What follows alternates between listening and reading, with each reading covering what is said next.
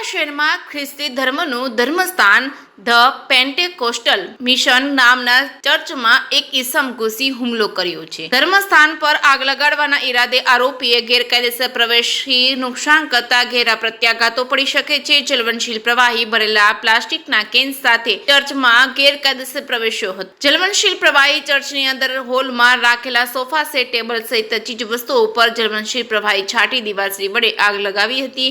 સાવરકુંડલા પોલીસને જાણ કરતાં તાત્કાલિક પહોંચી આગ પર કંટ્રોલ મેળવ્યો હતો. 50,000 રૂપિયાનું નુકસાન કર્યાની ફરિયાદ લીડિયા શિદા મસીહા રાની મદરને ફરિયાદ નોંધાવી હતી. આરોપી ઉદયભાઈ હરસુરભાઈ ખુમારની ધરપકડ કરી જેલ હવાલે કર્યા છે. પોલીસે આરોપી ઉદય ખુમારની પૂછપરછ કરતા ખ્રિસ્તી ધર્મસ્થાનમાં ધર્મ પરિવર્તન કરતા હોવાનો આક્ષેપ કર્યો છે. ધર્મ પરિવર્તન થતું હોવાથી આગ લગાડવાનો આરોપીએ પ્લાન ઘડાયોનો તપાસમાં ઘટસ્ફોટ થતા ખળભળાટ મચી છે.